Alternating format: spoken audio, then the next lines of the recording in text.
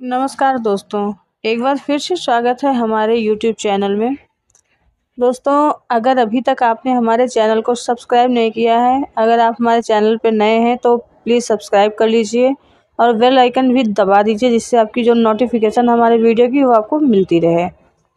तो आज हम बात करेंगे 16 सोमवार के व्रत के बारे में कि ये कौन कर सकता है, कैसे किया जाता है, इसकी व्रत विधि क्या है, व्रत की कथा क्या है, वो सारी जानकारी हम आपको इस वीडियो के माध्यम से देंगे। तो आइए शुरू करते हैं। 16 सोमवार व्रत। 16 सोमवार व्रत जो है वो भगवान शिव जी को प्रसन्न करने के लिए किया जाता है। भगवान शंकर जो हैं देवों के देव महादेव कहलाते हैं, इसलिए इनकी पूजा करके मन चाहे फल पा सकते हैं। वैसे तो यह व्रत कोई भी कर सकता है, फिर भी कुंवारी कन्याएं करे तो ज़्यादा बेहतर होता है। उसका जो फल है वो ज़्यादा मिलता है और इस व्रत को विधि विधान से करके मनचाहा वर पा सकती हैं। तो 16 सोमवार की क्या व्रत विधि है वो हम आपको बतलाते हैं। यह व्रत सप्ताह के प्रथम दिन सोमवार को रखा जाता है। यह व्रत भगवान शिव जी के लिए रखा जाता है। 16 सोमवार के दिन भक्ति पूर्वक व्रत करें। आधा सेर गेहूं का जो आटा होता है वो 3 अंगा बनाकर घी, गुड़, नैवेद्य, सुपारी, बेलपत्र, जनेऊ का जोड़ा, चंदन, अक्षत, पुष्प, ये सभी चीजें लेकर आप प्रदोष काल में भगवान शिव जी की पूजन करें। एक अंगा भगवान शिव जी को अर्पण करें और 2 अंगाओं को प्रसाद स्वरूप आप स्वयं भी ग्रहण करें और सबको प्रसाद भी बांटें। 17वें सोमवार के दिन पाव भर गेहूं के आटे की बाटी बनाकर घी और गुड़ डालकर उसमें चूरमा बनाएं और भोग लगाकर उपस्थित लोगों में बांट दें। ये विधि हमने आपको बतलाई। अब हम आगे चलते हैं व्रत कथा के बारे में। हम व्रत कथा सुनने चलते हैं। इसमें 3 कथाएं प्रचलित हैं। जो पहली कथा है वो इस प्रकार है। पृथ्वी पर भ्रमण करने की इच्छा से एक दिन भगवान शिव जी और माता पार्वती जी अमरावती नगर में पहुंचे। वन उपवन और सुंदर जो है भवनों को देखकर भगवान शिव जी को अमरावती नगर बहुत अच्छा लगा। उन्होंने कुछ दिन उसी नगर में रहने के लिए ठान ली। भगवान शिव जी से माता पार्वती जी को जो है जो नगर था दोनों को बहुत अच्छा लगा। उस नगर के राजा ने भगवान शिव जी का एक विशाल मंदिर बनवा रखा था। शिव और पार्वती जी उस मंदिर में रहने लगे। एक दिन पार्वती जी ने भगवान शिव जी से कहा, हे प्राणनाथ, आज मेरी चौसर खेलने की इच्छा हो रही है। माता पार्वती जी की यह इच्छा सुनकर भगवान शिव जी ने माता पार्वती जी के साथ चौसर खेलने बैठ गए। खेल प्रारंभ होते ही उस मंदिर का पुजारी वहां आ गया। पार्वती जी ने पुजारी से पूछा, हे पुजारी, चौसर के खेल में हम दोनों में से किसकी विजय होगी? उस समय शिव जी और पार्वती जी परिवर्तित रूप में थे। पुजारी जी ने एक पल कुछ सोचा और झट से बोला, चौसर के खेल में त्रिलोकीनाथ की विजय होगी। यह कहकर पुजारी पूजा पाठ में लग गया। कुछ देर के बाद चौसर में भगवान शिव जी की पराजय हुई और माता पार्वती जी जीत गई। पार्वती जी ने ब्राह्मण पुजारी के मिथ्या वचन से रुष्ट होकर उसे कोढ़ी हो जाने का श्राप दे दिया। भगवान शिव जी और माता पार्वती जी उस मंदिर से कैलाश पर्वत को लौट आए। पार्वती जी के श्राप से कुछ ही देर में वो ब्राह्मण पुजारी का सारा शरीर जो है कोढ़ से भर गया। नगर के स्त्री पुरुष उस पुजारी की परछाई से भी दूर रहने लगे। कुछ लोगों ने राजा से पुजारी के कोढ़ी हो जाने की शिकायत की तो राजा ने किसी पाप के कारण पुजारी के कोढ़ी हो जाने का विचार कर उसे मंदिर से निकलवा दिया। उसकी जगह दूसरे ब्राह्मण को पुजारी बना दिया गया। कोढ़ी पुजारी मंदिर के बाहर बैठकर भिक्षा मांगने लगा। कई दिन बाद स्वर्गलोक की कुछ अप्सराएं उस मंदिर में भगवान शिव जी की पूजा करने आईं। कोढ़ी पुजारी पर उनको बहुत दया आई। उन्होंने पुजारी से उस भयंकर कोढ़ के बारे में पूछा। तब पुजारी जी ने भगवान शिव जी और माता पार्वती जी के चौसर खेलने और पार्वती जी के श्राप देने की सारी कहानी सुनाई। श्राप की कहानी सुनकर अप्सराओं ने पुजारी से कहा कि तुम 16 सोमवार व्रत का विधित्व व्रत करो, तुम्हारे सभी कष्ट, रोग, विकार शीघ्र नष्ट हो जाएंगे। पुजारी द्वारा पूजन विधि पूछने पर अप्सराओं ने कहा, सोमवार के दिन सूर्योदय से पहले उठकर स्नान आदि से निवृत्त होकर स्वच्छ वस्त्र पहनकर आधा सेर गेहूं का आटा लेकर उसके 3 अंग बनाएं। फिर घी का दीपक जलाकर गुड़, नैवेद्य, बेलपत्र, चंदन, अक्षत, फूल, सुपारी, जनेऊ का जोड़ा लेकर प्रदोष काल में भगवान शिव जी की पूजन अर्चना करें। पूजा के बाद 3 अंगों को में से एक अंग भगवान शिव जी को अर्पण करके शेष 2 अंगों को भगवान का प्रसाद मानकर वहां उपस्थित स्त्री, पुरुषों और बच्चों में बांट देना। इस तरह व्रत करते हुए जब 16 सोमवार बीत जाए तो 17वें सोमवार को 1 पाव आटा की चूरमा बनाकर बाटी बनाकर घी और गुड़ में मिलाकर चूरमा बनाना। फिर भगवान शिव जी को भोग लगाकर वहां उपस्थित स्त्री, पुरुष और बच्चों में बांट देना। इसी तरह 16 सोमवार व्रत करने और व्रत कथा सुनने से भगवान शिव जी तुम्हारे कोढ़ को नष्ट करके तुम्हारी सभी मनोकामनाएं पूरी कर देंगे। इतना कहकर अप्सराएं स्वर्गलोक को चली गईं।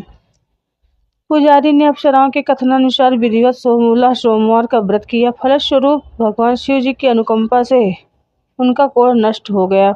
राजा ने उसे फिर मंदिर का पुजारी बना दिया। मंदिर में भगवान शिव जी की पूजा करता हुआ ब्राह्मण पुजारी आनंद से जीवन व्यतीत करने लगा। तो दोस्तों, अब हम दूसरे अध्याय यानी कि दूसरे व्रत कथा के बारे में बात सुन लेते हैं। कुछ दिनों बाद पुनः पृथ्वी पर भ्रमण करते हुए भगवान शिव जी और माता पार्वती जी उस मंदिर में पधारे। स्वस्थ पुजारी को देखकर पार्वती जी ने आश्चर्य से रोग मुक्त होने का कारण पूछा। पुजारी ने उसने 16 सोमवार व्रत करने की सारी कथा सुनाई। पार्वती जी भी व्रत की बात सुनकर बहुत प्रसन्न हुई और उन्होंने पुजारी से इसकी विधि पूछकर स्वयं 16 सोमवार व्रत का प्रारंभ किया। पार्वती जी उन दिनों अपने पुत्र कार्तिकेय के नाराज होकर दूर चले जाने से बहुत चिंतित रहती थी। वे कार्तिकेय को लौटा लाने के अनेक उपाय कर चुकी थी, लेकिन कार्तिकेय लौटकर उनके पास नहीं आ रहे थे। 16 सोमवार का व्रत करते हुए पार्वती जी ने भगवान शिव जी से कार्तिकेय के लौटने की मनोकामना की। व्रत समापन के तीसरे दिन सचमुच कार्तिकेय वापस लौट आए। कार्तिकेय ने अपने हृदय से परिवर्तन के संबंध में पार्वती जी से पूछा, हे माता, आपने ऐसा कौन सा उपाय किया था जिससे मेरा क्रोध नष्ट हो गया और मैं वापस लौट आया। तब पार्वती जी ने कार्तिकेय को 16 सोमवार के व्रत की कथा कह सुनाई। कार्तिकेय अपने एक ब्राह्मण मित्र ब्रह्मदत्त के परदेश चले जाने से बहुत दुखी थे। वह वापस नहीं आ रहे थे।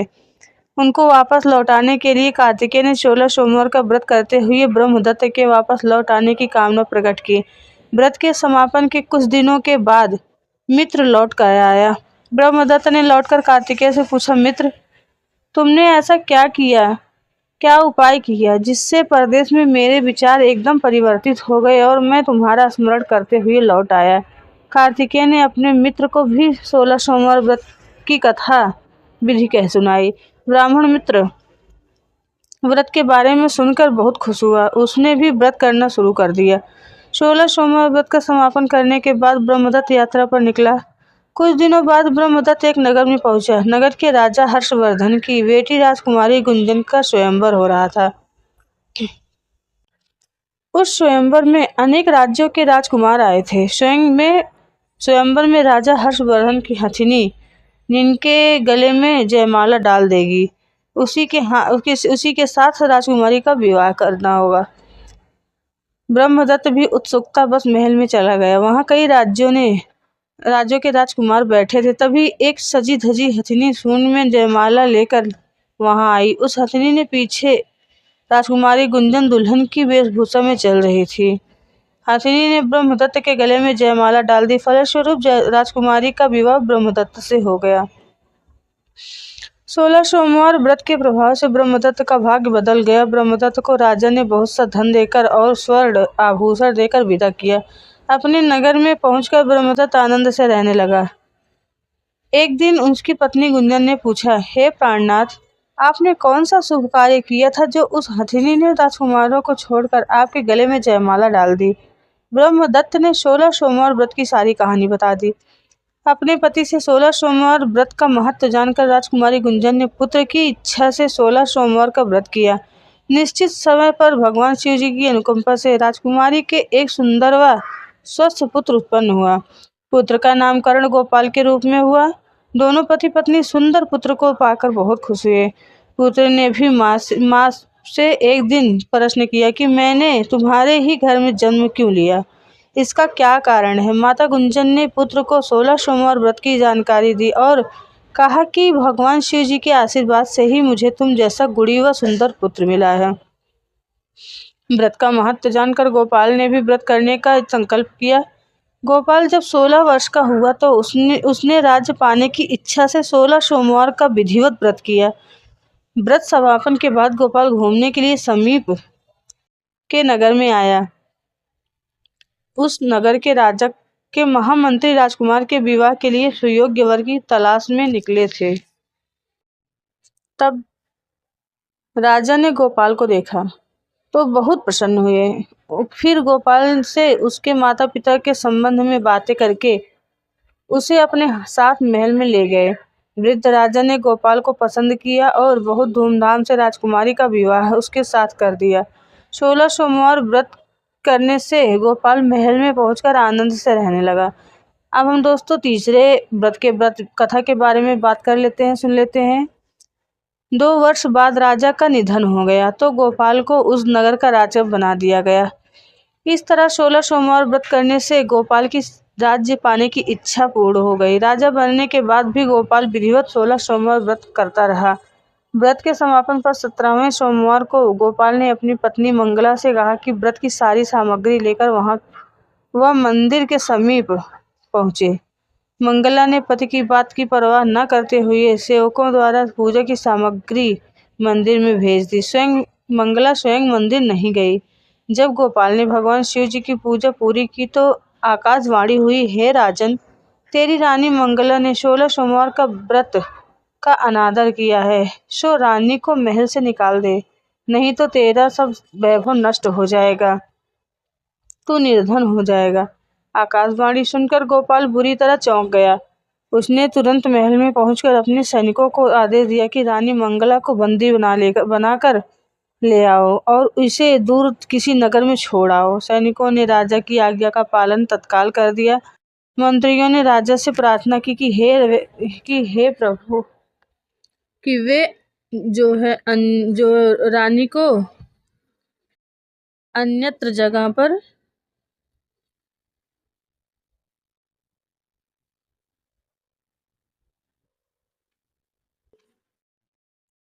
भेजें। तब राजा गोपाल ने आकाशवाणी वाली बात बताई तो वे भी भगवान शिव के प्रकोप के भय से शांत होकर रह गए।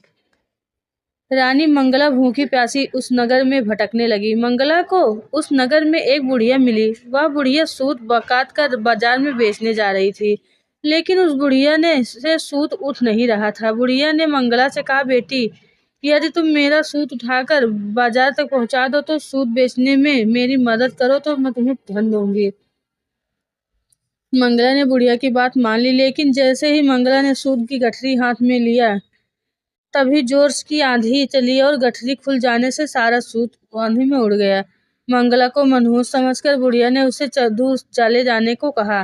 मंगला चलते चलते नगर में एक तेली के घर पहुंची।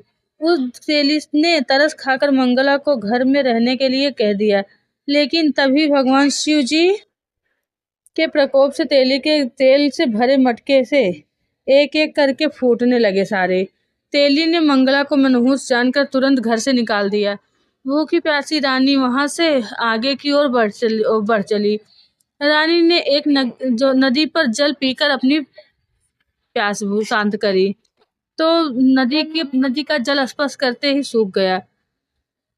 अपने भाग्य को कोसती हुई रानी आगे चल दी। चलते चलते रानी एक जंगल में पहुंची। उस जंगल में एक तालाब था, उसमें निर्मल जल भरा हुआ था। निर्मल जल देखकर रानी की प्यास तेज हो गई। जल पीने के लिए रानी ने तालाब की सीढ़ियां उतरकर जैसे ही जल को स्पर्श किया तभी उस जल में असंख्य कीड़े उत्पन्न हो गए। रानी ने दुखी होकर उस गंदे जल को पीकर अपनी प्यास शांत की। दोपहर की धूप से परेशान होकर रानी ने एक पेड़ की छाया में बैठकर कुछ देर आराम करना चाहा तो उस पेड़ के पत्ते पल भर में सूखकर बिखर गए। रानी दूसरे पेड़ के नीचे जाकर बैठी तो उस पेड़ के पत्ते भी गिर गए। रानी तीसरे पेड़ के पास पहुंची तो वह पेड़ ही नीचे गिरा पड़ा था। पेड़ों के विनाश को देखकर वहां पर गायों को चराते हुए ग्वाले बहुत हैरान हुए। ग्वाले मनहूस रानी को पकड़कर समीप के मंदिर में पुजारी जी के पास ले गए। रानी के चेहरे को देखकर एक ही पुजारी जान गया कि रानी अवश्य किसी बड़े घर की है, भाग्य के कारण दर दर भटक रही हैं।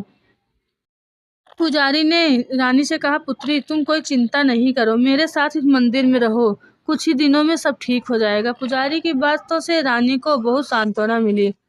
रानी उस मंदिर में रहने लगी, लेकिन उसके भाग्य में कोई परिवर्तन नहीं हुआ।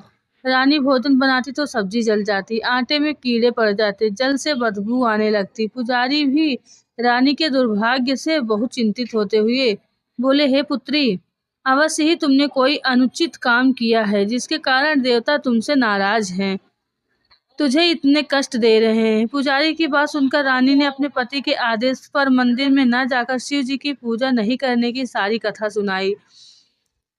पुजारी ने कहा कि अब तुम कोई चिंता नहीं करो, कल सोमवार है और कल से तुम 16 सोमवार के व्रत करना शुरू कर दो। भगवान शिव जी अवश्य तुम्हारे दोषों को क्षमा करके तुम्हारे भाग्य को बदल देंगे। पुजारी की बात मानकर रानी ने 16 सोमवार के व्रत आरंभ कर दिए। सोमवार को व्रत करके विधिवत शिव जी की पूजा अर्चना करके रानी व्रत कथा सुनने लगी। जब रानी ने 17वें सोमवार को विधिवत व्रत करके समापन किया तो उधर उसके पति राजा गोपाल के मन में रानी की याद आई। गोपाल ने तुरंत अपने सैनिकों को रानी मंगला को ढूंढ कर लाने के लिए भेजा। रानी को ढूंढते हुए सैनिक मंदिर में पहुंचे और रानी से लौट कर चलने के लिए कहा। पुजारी ने सैनिकों से मना कर दिया कि और सैनिक ने निराश होकर लौट आए। उन्होंने लौट कर राजा को सारी बातें सुनाई। राजा गोपाल स्वयं उस मंदिर में पुजारी के पास पहुंचे और रानी को महल से निकाल देने के कारण पुजारी जी से क्षमा मांगी। पुजारी जी ने राजा से कहा, यह सब भगवान शिव जी के प्रकोप के कारण हुआ है, इसीलिए रानी अब कभी भी भगवान शिव जी की पूजा की अवहेलना नहीं करेगी। पुजारी जी ने समझाकर रानी मंगला को विदा किया। राजा गोपाल के साथ रानी मंगला महल में पहुंची। महल में बहुत खुशियां मनाई गई, पूरे नगर को सजाया गया। लोगों ने उस रात दिवाली की तरह घरों में दीपक जलाकर रोशनी की। ब्राह्मणों ने वेद मंत्रों से रानी मंगला का स्वागत किया। राजा ने ब्राह्मणों को अन्न, वस्त्र और धन दान दिया। नगर में निर्धनों को वस्त्र बांटे गए। रानी मंगला 16 सोमवार का व्रत करते हुए महल में आनंद पूर्वक रहने लगी। भगवान शिव जी की अनुकंपा से उसके जीवन में सुख ही सुख भर गए। 16 सोमवार के व्रत करने और कथा सुनने से मनुष्य की सभी मनोकामनाएं पूरी होती हैं और शिव जी जीवन में भगवान शिव जी की कृपा से किसी तरह की कमी नहीं होती है। स्त्री पुरुष आनंद पूर्वक जीवन यापन करते हुए मोक्ष को प्राप्त करते हैं। इसी जानकारी के साथ बने रहिए।